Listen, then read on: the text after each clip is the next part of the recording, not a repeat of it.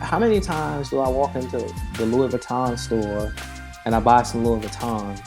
But when I walk in, I own LVMH. I was about to say, Louis bro, Vuitton, for the price Moet. of that purse, you can buy you like 10 shares of LV.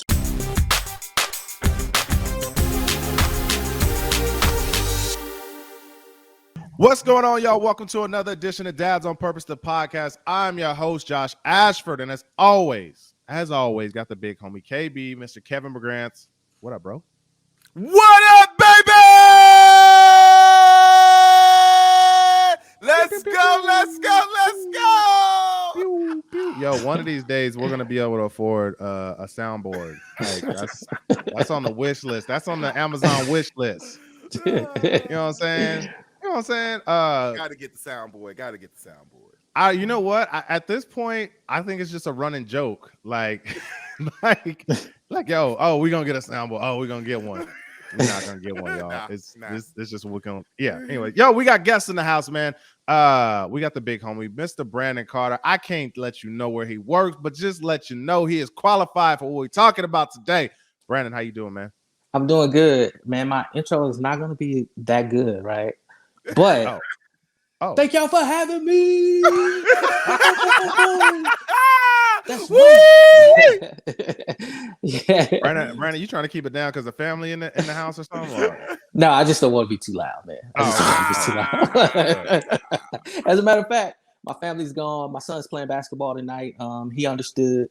He said, "Dad's with a purpose." All right, I guess I'll let you slide.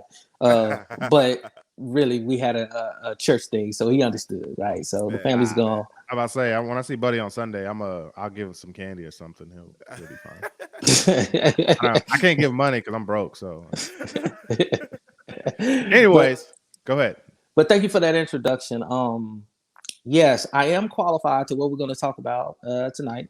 I can tell you what I do, though, if you want me to tell the people. I mean, you know what I'm saying? Like, here's the deal. I usually don't name the podcast until after we do the show, but I think the name of the show is going to just be called "If It Don't Make Dollars." That's what makes sense. If it don't make dollars, it don't make sense. That's the name of the show. But yeah, Brandon, go ahead, man. You can you know what I'm saying? Tell them what you do, how long you've been doing, because you've been doing a long time and you started from the bottom. Now you here because you there. I definitely started from the bottom and now I'm here. I'm a business and money movement analyst with a specialization in financial technology and equity compensation. That's the pro. I had to give it to you. I was in the hood, you know what I'm saying? Oh, okay. If you put up on me on the block, what would you tell me that you do? Because I move money, buy and sell stocks for companies. Okay. And create move money and buy and sell stocks for companies. And I create financial technologies like instruments to move that money. We create those financial technologies. I work with engineers, coders, and software people who do that kind of stuff, and I give them my idea. We sit down, we brainstorm. I say, this is what I need. They give me the feedback. They say, Brandon, we can't do that. I say, yeah, I think you can do it. And then they say, no, we can. Then I'm like, oh, maybe if you go this way, or do the analytics. And I say, I really need it because I work for this big corporation, and this big corporation says you can do it, and they're going to put some money behind it. And we usually get it done, so to God be the glory. Kev, I'm gonna tell you.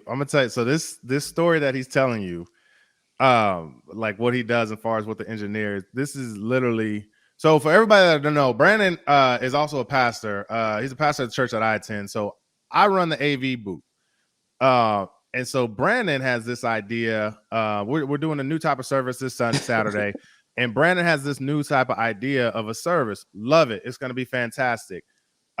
He didn't coordinate everything he wants to do with the AV team, and we found out tonight. So we was like, no. We was like, oh, you can't do that. He was just like, oh, he's like, yeah, you can do that. Yeah, so you can do exactly the conversation with the engineers. But you didn't tell us nothing. Well, hey, Kev, look, wait a minute.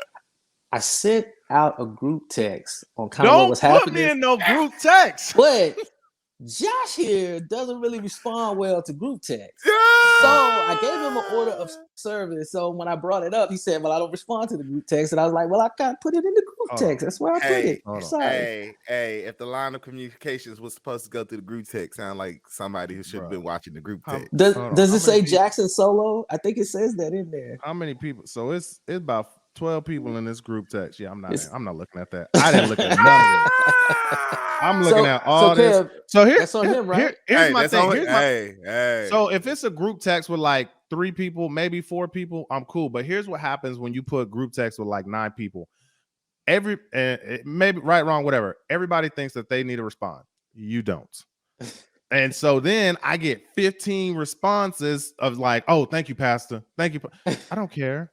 And so I mute them. That's what you know. That's my bad. That's just how I operate. Whatever. I'm just letting you know why I didn't get the message. But now I see. Yeah, you wrote out everything. I did. Yeah, you sure being did. a great team. Yeah, team I didn't player. see none of that. That's not being a great team player, Josh. I have to write out everything. So Josh, yes, we are doing a new type of service. We think that the service will hit generation to generation and bridge the gap. And also, we're going to try to fill some potholes that I believe God put on my heart to do for the church. There's some spaces where we're missing. There's some things that need to be evened out. And I think that there's some transparency that needs to go on. I'm a pastor, but I'm a human being. I'm full of flaws. Yeah. I'm full of flaws. Like, please, there's no telling what I will do. But by the grace of God, He can use me. But I think that's the testament that we kind of need to share with the world. Like, God, He sent His Son, and He already died for those sins. So even your future sins. So straight up. I tell them every time I get up there, I be like, "Look, I'm gonna preach to you, but I sure can't save you. So don't." Hey, Brandon, sometimes he be wrong, man. Like when he came to church tonight, he had on them champion pants and he had on a polo top. You know what I'm saying? I ain't saying nothing. Wait a minute. Wait, hold on. Hey, my kid who is 12, and I have a 12-year-old son and an 18-year-old daughter. They mix and match all the time, so they said it was all right. They said don't be too much. It don't make me no. Never mind. I don't care. I was just saying. Like, but I really don't. Don't worry, bro. I go Puma and Adidas all day, bro. So. Yeah, but I was wrong for that. I'm definitely not gonna do that. Yo, we got a podcast to do, man. So Brandon has this big title, but no, so that's you move money for companies and things like that. So you do a lot with finances and things like that. But where did you start? Wow, I started taking pictures of checks at a bank, right? So I met my wife in college. Like you was at the bottom.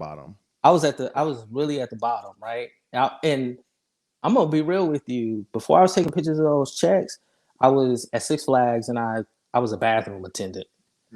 And that's important because when I was that bathroom attendant, we had a corporate event one day and they said, "Hey, are you able to work some games?" I said, "Sure, as long as I ain't got to be in the bathroom, I'm good. I can give me some overtime. I could cop me some Jordans." I remember the shoes that I wanted. I think it was Jordan 10. Josh will tell you I love sneakers. So I was about sneakers. I was like, I get these Jordan 10s and I'm good.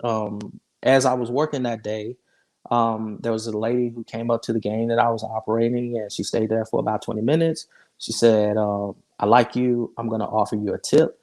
And in my teenage voice, I was like, "No, ma'am, we can't take tips." And she was like, "Good." Because I think she already knew that we couldn't take tips, but she was testing to see how honest I was going to be. And let me tell you, if it had been any other day, I might have took that tip, right? But just so happened, I didn't take the tip. And I said, "No, man, we can't take tips." And she said, "It's not monetary. It's a job. Meet me here Monday at this time." And I got off work, told my brother, I was like, "Man, I think I got this job." It was this lady. I didn't even know like the company actually until she told me. And I didn't know who she was. So I roll up at the job the Monday after, and I go up to the 6th floor, go into this like the hiring place or whatever, like the room that they hire you. And I said, hey, I'm here for this job. And I'm 17 years old, right? I'm gonna guess you didn't have like no like financial background, savvy, nothing like that, right? No, I'm still in high school at this point. Oh, yeah. I'm still in high school, nothing. Yeah. And the lady looked at me. She was like, you want a job? Do you have a resume? I was like, no, ma'am, I don't have a resume.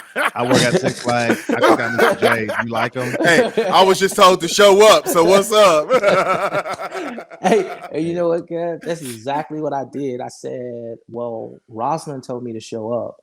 And her demeanor immediately changed. Wow. And I was like, so once I said, who told me to show up? She said, 1 second. She went to the back and she said, don't worry about the resume. Rosalind's coming out to see you. Rosalind was the VP of Human Resources. Wow. She gave me an interview that day and she said, this is just an entry-level job. You're going to just be taking pictures of checks, but we want you here. And that's how I started. So I was in high school and it's crazy. Throughout high school, graduated, started college, met my wife, ended up dropping out because we got married, and I couldn't pay. I couldn't pay for both of them. So I definitely couldn't do it. It's either you or me. Which one? We both can't go. We both can't go, right? So, but I was studying English. English was my major. Ended up dropping out because I couldn't pay for both. Our daughter came a year later, and I wanted my wife to finish school. So I worked. I was taking pictures of those checks. I worked everything to pay what I could so she could stay in school. That's good. And she did. But in that time, 9/11 happened. And when 9/11 happened, the company I was working for at that time, I can tell you that company, it was Texas Commerce Bank, which transitioned to JP Morgan Chase. So JP Morgan Chase moved all of their securities operations to Texas right after that. Wow. And you had to be selected to get into the securities program. So you go through the training so you could be certified. Yeah. And I had a wife and I had a 1-year-old daughter. And I was like, you want to apply? You was like, absolutely. They were like, here's my resume. Yeah. So they were like, they're coming down here. So I was getting rejected for all kinds. I was like applying in the mailroom. I was just trying to get something better. And I said, well, I might as well apply for this see if I can get in. I applied for it. And I was just honest with him. I said, I don't have any experience. I know a little bit about, what I knew at that time. Yeah. And it was a blessing. They hired me and it changed my whole life.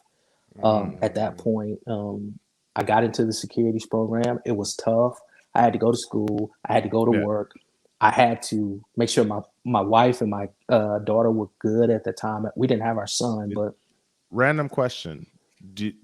And this is I don't know any other way to ask this, so I'm gonna just ask it, then we're gonna deal with it. When you have your securities license, do you have to have good credit? Yeah. Okay. Yeah, because that's what I was about to say. Like, I mean, you managing other people's money, but you got absolutely, saying a 300. You know what I'm saying? So you know what I mean? Yeah, no, absolutely. Yes. And I don't even know about you, bro, but I know the banks that I were at, like, you couldn't even get hired if you had bad credit. Like they really run a credit check, even for you to be a teller, or like I think it was a banker position that I was in. But if you got bad credit, bro, you ain't finna work. Just let you know, if you're doing insurance like me, they don't care. They don't care. They like, your credit slipped. We need to talk to you. What's up? But yeah, Kevin's right. They won't even let you work at certain banks if you don't have a certain credit score. So it's imperative to actually monitor your credit. I do a lot of consulting, and I do estate planning, trust, wills, and stuff like that. But also, helping people get their credit where it needs to be. You do wills? Yeah, I do wills. Yeah, we're have to talk. I've been meaning to do mine, bro, but I just keep going.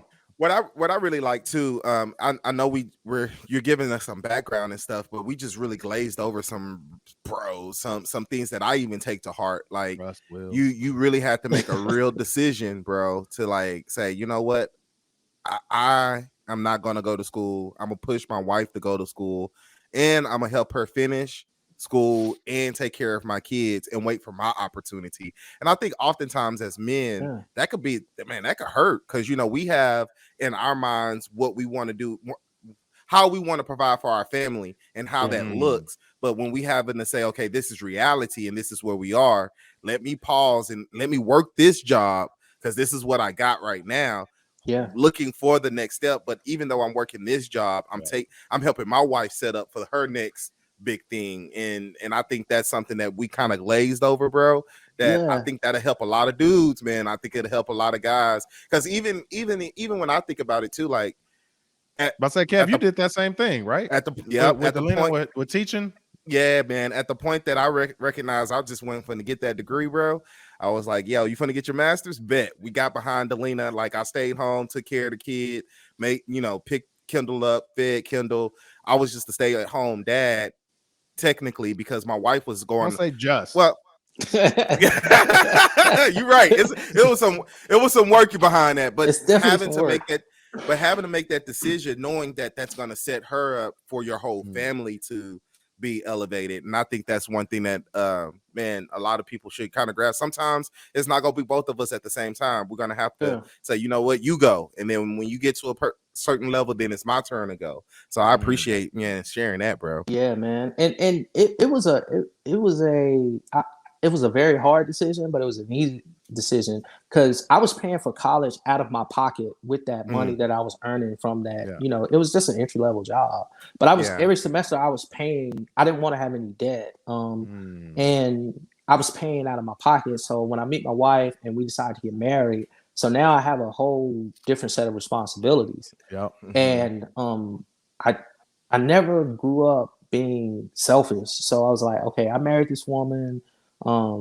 So I do have a responsibility. So I didn't have the plan.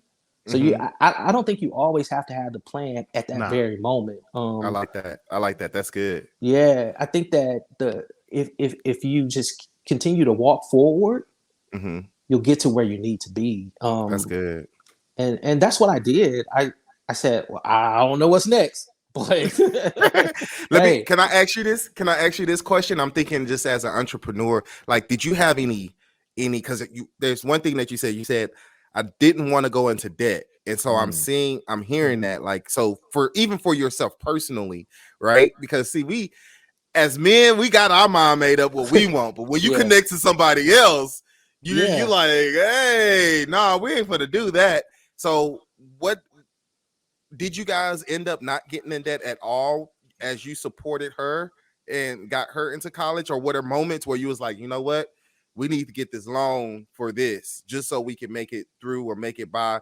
Like, I'm just curious because I know we always talk about we always talk about the valley, right? We always talk about, man, I was in the valley and I ain't want to get in debt. But were there some moments where you were just like, man, at this moment, I needed to get this loan for this, and having a plan to get out of it so that you could continue to go? Definitely. Yeah, I think that's a good point because it was definitely times where we had to take on and incur debt, right? Because we had a daughter, so we needed cars, we needed a place to stay, and sometimes I just couldn't cover the tuition. My wife was in school full time. She was not working. Gotcha. So I just couldn't cover the tuition. So we had to get, I remember the days of emergency loans, right? And at that time, the emergency loan, they gave you like a 3-month period to pay that off. And I'm like, oh my God, what am I going to do? I cannot pay this off. Wait, what you mean emergency loan? Like a payday loan? No. So the school. See, look, that's how hood I am. So the school will offer you an emergency loan. I know UNT did it because that's where I first applied to UNT, and I didn't have the money. right? And they were like, hey, we can give you this emergency loan, but you have to pay it off in a short amount of time. You don't have like the whole semester. It has to be paid off in a certain amount of time. So I I was like, well, let's just we got to take on this debt, and thank God we were able to. He made a way for us to pay it off. But yeah, there were plenty of times where we had debt. But I'll tell you this: my wife and I come from two separate backgrounds, right? So I really started at the bottom. Right? Yeah. I really started at the bottom. we were talking before the show kind of kicked off, and my mother was a single mother. She had 3 kids. She was trying to do the best that she can, but it just the money didn't meet all the time. And those money habits they're pushed down to us, you know. So I know how to stretch a dollar, but I don't know how to be financially responsible. And I'm not saying that my mother was financially irresponsible, but in her situation, she was doing the best that she could. Yeah. But my wife, I was about to say, that's good right there, because I say that all the time. Like, you can't people, and I'm gonna let you finish though, Brandon. But like people, you can't blame your parents for raising you with the best knowledge that they had. That's right. Yeah. So like if your mom's was a single mom and that's all she knew, how can you really be upset at her for not teaching you how to have a good relationship? Yeah. That's so true, man. That rings so true, because relationships, finances, even how we deal with our friends, you know, it's imperative and it's important that we don't place the blame on how our parents had to the situation that they had to move in. Yeah. And continuing that thought, well, my wife, she didn't grow up like that. definitely not. They were great financial stewards. They were well-to-do. They owned property. They still own a lot of property. I'm talking about acreage after acreage after acreage, right? So you have two people coming from opposite ends of the spectrum, but although she could not help me financially, she could help me in a financial sense of being aware and literate. I like that. And when I say being financially literate, understanding finances, although we didn't have any money, right? But when you get money, this is what you do. And when you don't have money, this is what you do. Because I was able to take the lessons I had learned with my mom, and this is what you do when you don't have money, and she was telling me this is what you do when you do have money. So yeah, we cured that, but that's the whole show. What to do when you don't have money? What to do? Bro. What do you do when you don't have money and you get a little bit? You know what I mean? Oh man, like, you know what I mean? Like, did y'all see that article of this dude? Goodness, this made me so mad, and we're gonna get back to what we're talking about, I promise you. But this made me so like, bruh, I was like beyond irritated. This dude scammed the government out of like $1.6 million in PPE loans. My man's bought a Rolex, a Lamborghini, and went to the strip club. Wow, we're shaking our head, but can you blame him? Oh, no, I said it. No. I'm just saying. But that's a whole show, bro. That's a whole show. And bro, the big homie, he was talking investing, and he was talking about two trains of thoughts. And so one of them was just like, yo, like NFL players, they get this big bag of money. It's like, oh man, I'm never gonna have this much money ever again in my life.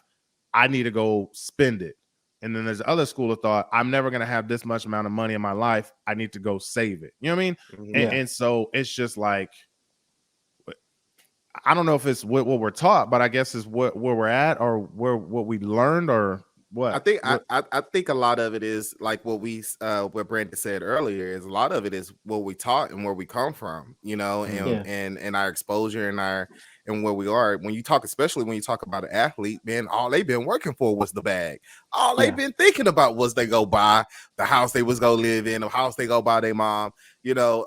And it's funny because just having close relationships to individuals who go into the NFL, even though these people still waste that money, they still get the education on how to they have like anybody that comes into the NFL, they have like a 12-week course that whole summer where they learn about finances and self-care and social emotional support and all of that stuff before they release them into the NFL. But if it's just in me, like, man, I can't wait, bro. I've been waiting to get that, and that's just in us. And I think oftentimes, I agree with you, Josh. There has to be a healthy, like, man, I got the bag, let me spend, but also I got the bag, let me save a little bit, because I don't think that we should just be like, I got the bag, let me save it all. Like, bro, I'm trying to spend as much as I can. I'm trying to give away as much as I can. I'm trying to spend as much as I can. Right. You know what I mean? I'm like Diddy. I'm trying to blow through the bag, bro. Hey, pause before we get too far. So like we starting to get to what I want to talk about. Brandon, I know you got a disclaimer. Oh yeah, disclaimer. I'm providing no financial advice. This is a discussion between dads and a discussion between good financial stewardship between friends. Boom. That's it. Look, I was about to say, look, we got to the money part. I was like, look, stop, pause. I want nobody to say, we ain't losing nobody's license. I was listening to the Dads on Purpose podcast, man, and they told me to go get the definitely. Hey, but I want to piggyback on that, and I think that it's a mindset and the culture in which we exist, right? Because the saying is, yo, I got to secure the bag, but the mindset should be, yo, I need to secure the bank. You know, you got to think like that, right? Because I'm done. Goodbye. I was like, bro, hey, we'll see you next week. Right? But take, for instance, you get an athlete who comes from an environment that may be impoverished. You give them $1 million. You can't expect them. I'm talking, and yeah, I meant $1 million. You can't expect them to go through a 6-week course, or maybe even a 10-week course, and to identify with that money the way that someone who would always have money would identify with that money. I learned that from. That's a lesson that I learned from my wife. You know, I would see $1,000 and be like, "Oh yeah, we got a lot of money in the bank." My wife was like, "No, that's not. No, that's not. We can't do it, Brandon. Hold your breath. Calm down. And I was like, and for a minute there, I was like, "Girl, $1,000 is a lot of money," but I started to understand the big picture. So even, the sayings that we have, I'm getting to the money, I'm securing the bag, but you got to think about, where's the bag coming from? Well, the bag is coming from the bank. So I need to be able to, have that mindset. Well, let me get to the bank so I can pass out the bags, right? Because I can't pass out bags out of my bag, or I ain't gonna have the bag. That's what it's gonna be at the end of the day. I can't pass out bags out of my bag. Yeah, I was about to say, the big homie Ian Dunlap, master investor, he told me that. He was just like, bro, he's like, you can give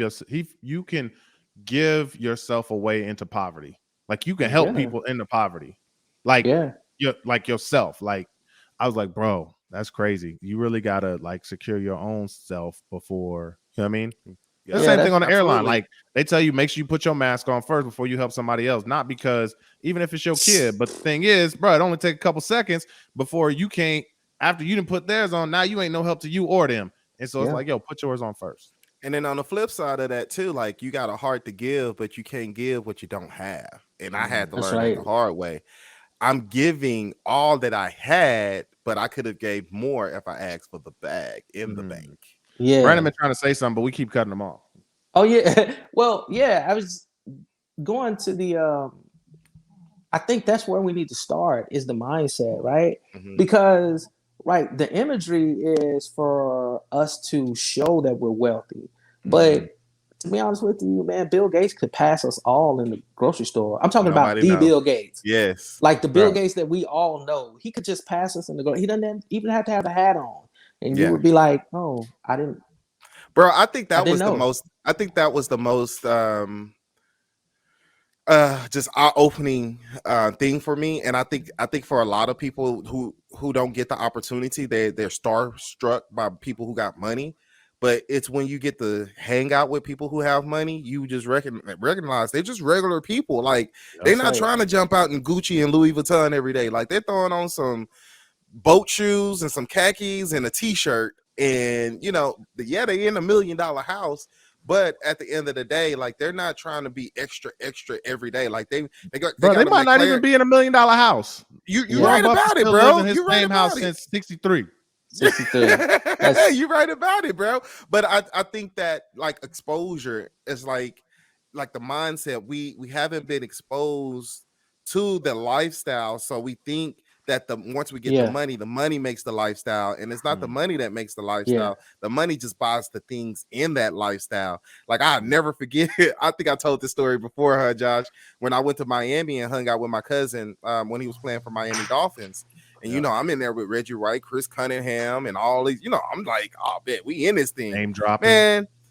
They pulled out these. Hey, bro, they pulled out these real, like, bro. They were like, oh yeah, these country style ribs. Now we know what our country style ribs look like. These country style ribs was like you. And what they told me, that because I guess they seen the awe in my face, and they was like, bro, don't be like impressed. It's just that this is what money buys. So we're still normal people. Like we love you, we kicking it, but this is just what the money is able to provide for our household and for our family and friends. So I think sometimes we're not exposed to it, so therefore when we get in it, we just think that that's what it is. But they're still investing, they're kicking it. They're not wasting money on. Not say wasting, because some people do need clothes, but it's the excess of those things. I think Balenciaga. That's right. We lost them. Man, Brandon just got kicked off. I don't know what happened. Yo, but anyway, Kev, you was making a good point, bro. Like I really truly, in my heart of hearts, I don't know where I heard that, but I heard it somewhere in your heart of hearts. Believe that really, man. It really, like, it's that exposure, bro. Like, that exposure is an absolute killer. Like it, not even the lack of exposure. You know what I mean? Yeah, absolutely. So absolutely. I wonder, and that was the next question from Brandon. Oh, he just got back. But you know what I'm saying? It's like after you get exposure, I'm not trying to move him. He in the wrong spot. Sorry, YouTube. Okay. My bad, YouTube. Sorry. But Brandon, what I was about to say, what we were saying is that, like, yo, the exposure matters.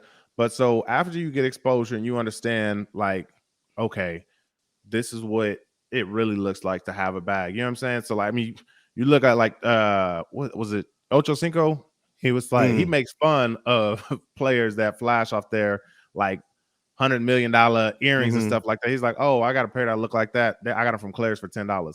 But like what? So after we understand and we've been exposed and we see what it really looks like to have money, not this, you know what I'm saying, 1990s MTV, you know what I'm saying, Nelly music video, but like now we understand, okay, this is what it looks like.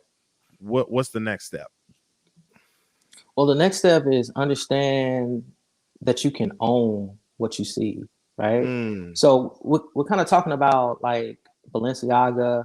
How many times do I walk into the Louis Vuitton store and I buy some Louis Vuitton? But when I walk in, I own LVMH. I was about to say, bro, for the price of that purse, you can buy you like 10 shares of LV. That's right. Yeah, that's right. So I think we need to know that. Like, I'm walking in the store. Hold on, y'all. Because see, y'all know I still work in the industry just so I can keep in touch with people. And I see these Louis Vuitton bags, and I see in our culture the awe of these things. So I want you to repeat what y'all just said, because I need this to be on the podcast when people listen and they heard it twice.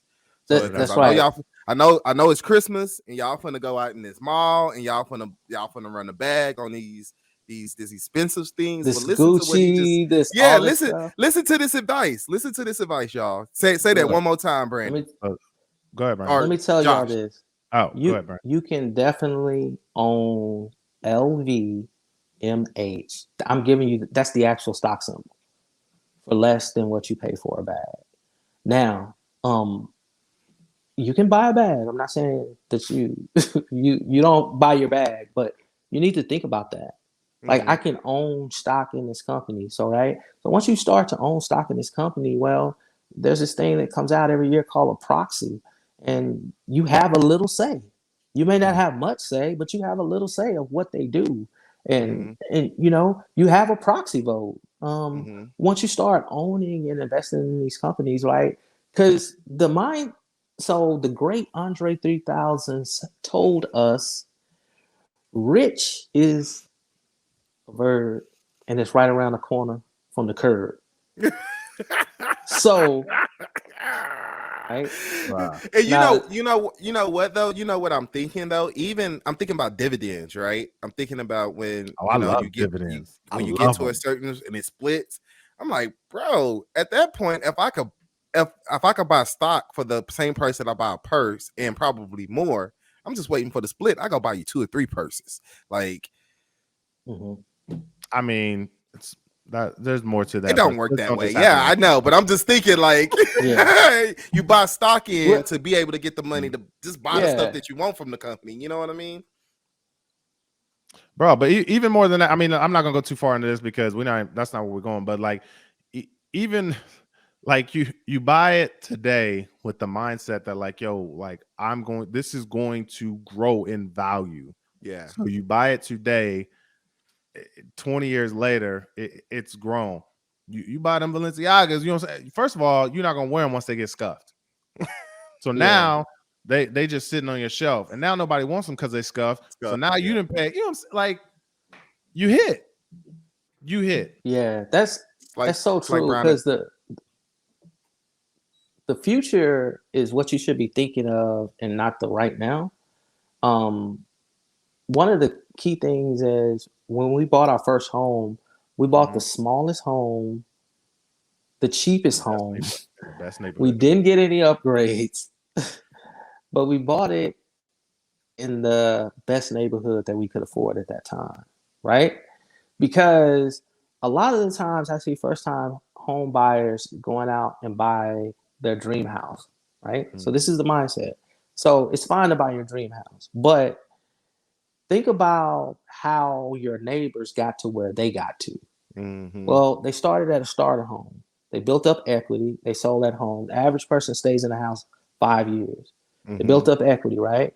They pulled that equity out. They bought another home. They put in some of the money that they got from the equity to make that payment that they're going to pay on the new home lower, right? Yeah. So now they built more equity. So they go to sell that home in 5 more years. They built more equity. That's why Chris Rock had a joke back in the day. He was like, I walk outside and I'm Chris Rock and I live next to a dude that's a dentist and his wife is a teacher. And he like, I'm Chris Rock. And like, how did you get here? Well, it starts with us building wealth and thinking outside of the box and thinking into the future. That's the thing that we did. We bought, like I said, the cheapest home. We didn't get any upgrades. I did all the upgrades myself. But when we sold that home, we had massive equity because it was in a nice neighborhood. Even though it was even the smallest home was, bringing in a great yield, a great return. So in turn, I'm able to buy a house and a bigger house in a better neighborhood. But, I don't have to dish out as much of my money. I let my money make money for me in the first home. I like so that. My money make money for me. Yeah. So I'm essentially paying what I paid for the first home in this home. Yeah. That's not. And I'm doing the same thing. The same thing. I didn't get any upgrades when I came into this house. I'm like, no, keep all those upgrades. No, I'm good. You done learned about the upgrades. You're like, I learned about the upgrades. Hey, what I love about it is like build for the future. It's not saying that you'll never have it. It's just saying build for some equity so you don't have to come out front and pocket for it. And I think that's a lesson that has been missed to be taught to us along the way. I think we say like, hey, get a house, get your nice house, get you a nice house in a nice neighborhood, but we don't always say, hey, build equity, build up to the house that you want. It's just always like, hey, go get a nice house. Don't get it in a neighborhood. Get what you want instead of saying, hey, build up to it. So oftentimes, family, like when we're in pursuit of things, we need to think about, that's what we want to be, but how can we build up to that and strategically build up to that. Find the right neighborhood for your kid and what, guys. And me and Delina were talking about this. It's like we haven't moved, and one of the reasons that we haven't moved is like we like the area. And we like the area, but we don't want to move to some of the neighborhoods in the area, and then some of the neighborhoods in the area we're outpriced, and I'm not going to pay $400 and something for a 2-bedroom, 1-bath house. I just can't do it. Like, you know what I mean? I'm like, that don't make sense. But at the same time, we're in this area because of that. But then if I would have had, like, instead of saying, hey, go buy a house, and said, hey, build up to that by starting here and then making equity and then all that good jazz. So my tip out of that was just like, man, build up to it, y'all. Like, we ain't got to start off at the top, and we don't have to start off all the way in the gutter. Like, find you a nice neighborhood, find you something you can afford, build that equity definitely. So you could buy more equity, buy more with equity. But so here's the next level of that. So once you buy that house and then you start moving up and you get your little equity, don't revert to your hood ways. Like, well, you don't got to spend all your equity. Like, you ain't got to spend it all because look, this is I just almost fell off my stool. This is where the game gets interesting, because this is when you start moving to the next level, because now you have equity and you got cash sitting. Well, now the market drops. Now 2008 happens and houses are cheap. Now, you know what I'm saying? Like, we have the Great Recession in the stock market. Everything is 50% off. Now you can take your cash that's been sitting on the side, put it into a investment that is a good investment that's just at a great price. And then when everything comes back, boom. You there, boom. You there. Boom, bro. Do you know how much money we missed out on, like us as a culture, by not being ready for COVID-19 and the market was on fire? Well, I mean, there's an old saying, bro, when there's blood in the streets, buy real estate. Yeah. Well, you know what?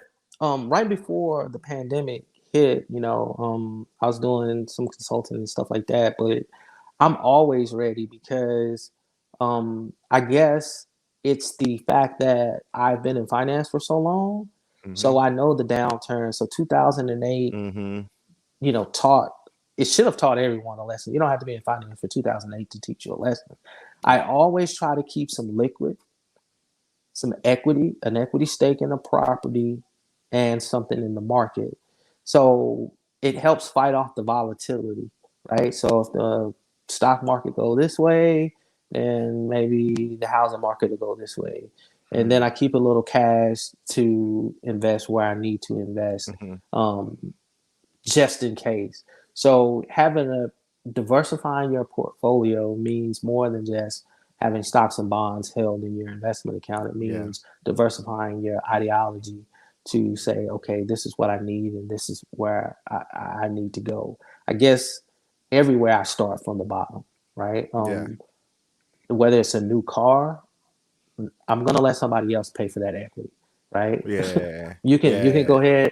You go ahead and pay for that negative equity. Yeah, I said equity. Yeah, because there's things called positive and negative equity. So negative equity comes into depreciating assets like cars, right? So we have a bizarro world that we're living in right now, where used cars are almost more than new cars, right? So check this out.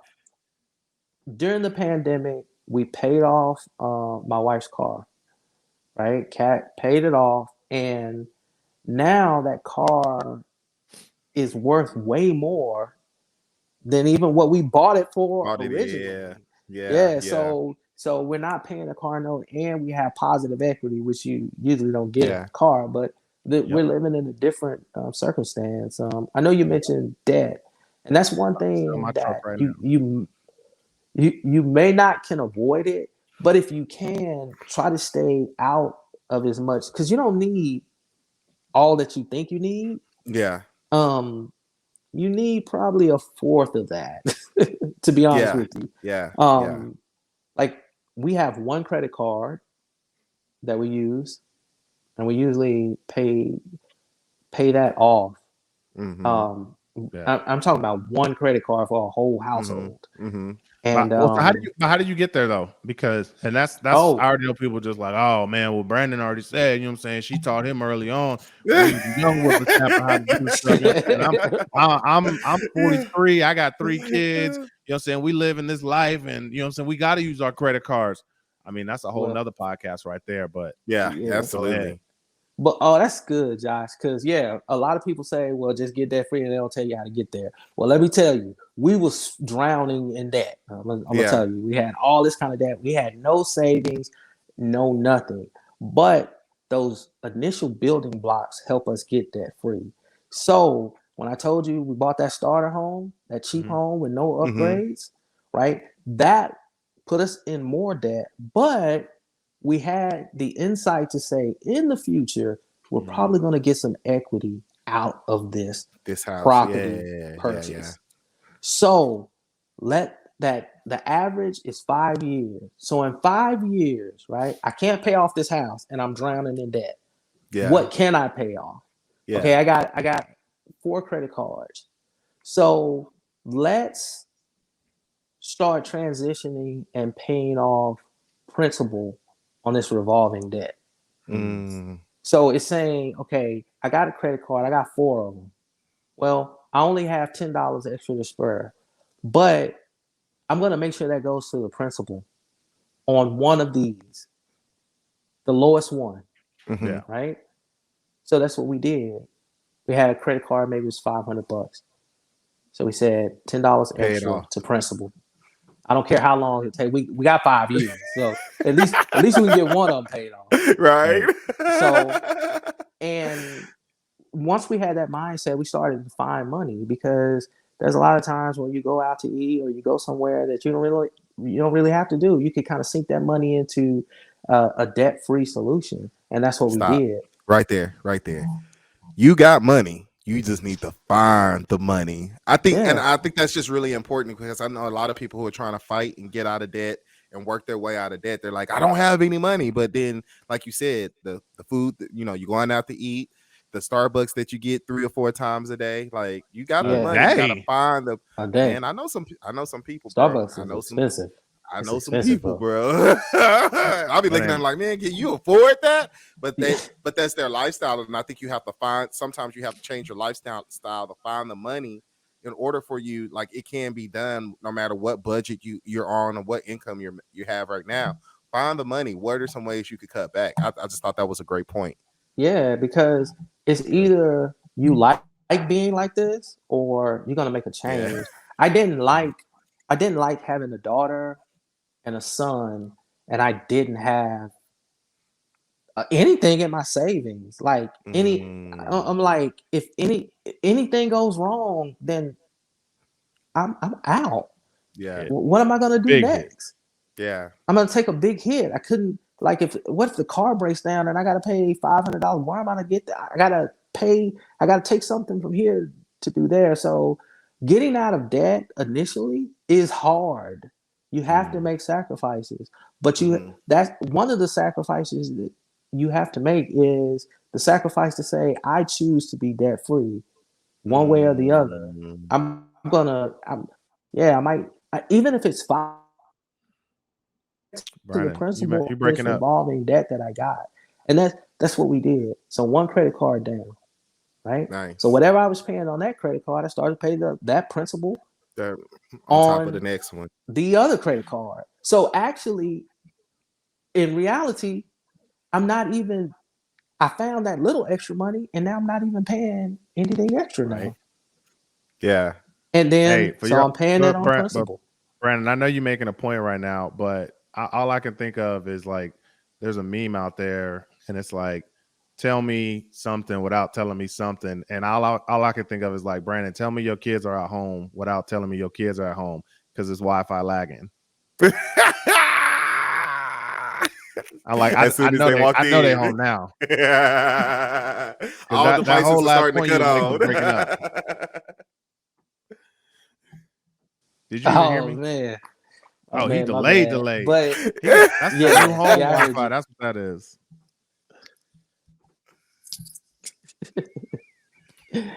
Can y'all hear me now? No, you good. Yeah, you good, man. But it's no, you good. You good. I'm good. I'm Gucci. I'm Yeah. Gucci. I want to be the dad and say, get off the Wi-Fi. Hey, this is Dad's on Purpose podcast. Do what you got to do. We We have ain't kids doing the sitting show. in Hey, here. no, but this. Go ahead. You know what? I think I can fix it. I'm gonna go out of sight for just 1 second. I mean, that's fine. You can still hear me, the right? camera off. Yeah, we can Oh, still so hear I you. just like, turned oh, the so, okay. I was just like, why he just turned the camera off? That don't mess with the Wi-Fi. I'm old school. I don't know what's going on. Kev, Yo. you know, we about to get ready to get out of here anyways, Yes, though. sir. What you got? This has really been good, man. Like I really appreciate both of you guys because we don't talk about finances enough, like financial literacy, and not even on a, you know what I'm saying? We always talk about, yo, when I get my money, this is what I'm gonna do. When I get my money, this is what I'm gonna do. And I'm like, well, you're not gonna know what to do when you get your money. Yeah. Let's talk about that. You know what I'm saying? Yeah. Like yeah. let's talk about that. But what is something that you either you took away or something you want to talk to the people about finances? And yo, if it don't make dollars, it don't make sense, man. Honestly, man, to the people, like, get you a friend, get you somebody who that's what they do, that's what they like, that's what they enjoy. And I'm just talking to the normal guy. I know if it wasn't for Josh and the people that he's connected to, like, I'm just not that guy, right? I'm not that guy that's into numbers, but I know the information is very important, and it does open my eyes. It spreads my mindset and what I can do with my finances in my home. So if any dude that's on here who's been listening, it's like, that's great, but I just don't know how. Get you somebody on your team, in your circle. You need you a financial guy in your circle. I got a financial guy, I got an insurance guy, I got all those, and not as my agent, just as people that I can talk to. We can have conversations, and I can get more knowledge. So anybody that's listening to this, man, if numbers, money, banking, real estate, if that's not your thing, find you somebody that you can pull into your circle that can help guide you, give you some support, because your family deserves. Listen, the reason why our culture and Black families aren't to the level that we could be is because we didn't share the information. And so some people have the information and their families are doing well, and some of us just don't know how.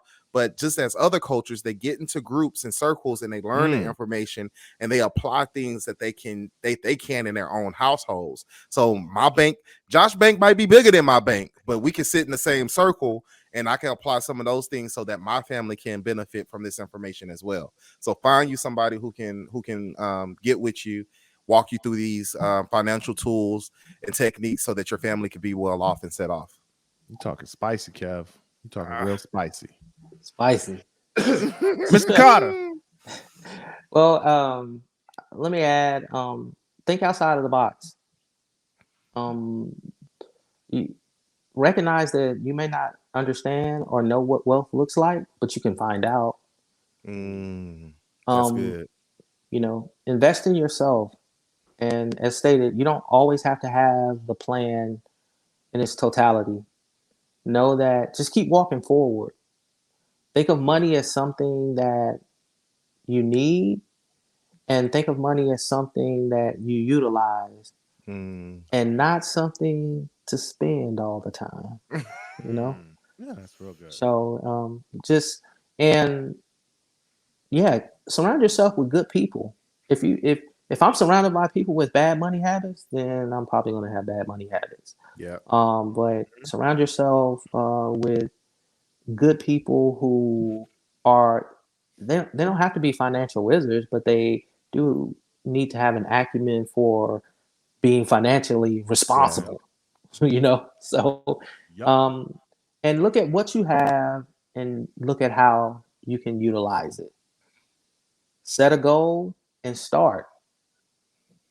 So if I got $10 extra, where can this $10 extra go? Man, there's so many brokerage firms that allow you to start with zero. I need to get out of debt. Well, you can pay that $10 extra on some revolving debt to get you out of debt. I want to buy my first home. Well, how do I look at this home? What home do I need? What home is best what home will set me up best for a great financial future. That's good. If I want to buy a car, okay, can I let somebody else pay off some of this negative equity and get the same car? Man, don't nobody know the difference between a 2019 Benz and a 2022. Come on, bro. Come on, that's another podcast. I want to talk about that. Yeah, man. So it's the headlights. That's all I got, man. Yo, those are fire points, man. I want to leave with this before we get out of here. The big homie ET Eric Thomas, he had a fire quote like a couple weeks ago on this podcast, and he said, "I don't know is not an acceptable answer anymore." Like, you saying I don't know is an excuse for you to not do anything, and it keeps you in the place that you're at. So you not knowing, you know what I'm saying? Oh, I don't know how to make $1 million, but what you do know is that you need to make money, like to get out of this position you're in. Okay, so now you know you need to make money. So what do you need to do? Okay, I need to start a business. Okay, how do I start a business? Uncle Google. Go to Google. Now you can start Googling. Okay, now I figured out how to start a business. You might want to Google how to start a profitable business, but hey, we just doing first steps right now. But you know what I'm saying? Like, you know what I'm saying? Like, I don't, so you could be in a bad relationship, but you don't know how to get out of it. But what you do know is that you need to get out of it. And you do know, hey, Kev was in a bad relationship. I can go ask Kev how to get out of a bad relationship. So I don't know is lazy, and I don't know is not a valid excuse for not doing anything. And also, I don't know is not a valid reason for you guys not sharing this podcast, not liking this podcast, not commenting on this podcast, because we're trying to run these numbers up, y'all. I'm telling you guys, we are going to be the #1 fatherhood podcast in the world. Let's go. What was this? This is episode 56. We've been doing this over a year. It's Christmas. Look at it. It's Christmas time again, y'all. Look at it. It's Christmas time. Yo, I appreciate you guys, man. Both of you guys, your time being on the show. Thank you so much. Until next week, God bless. Take care. Peace.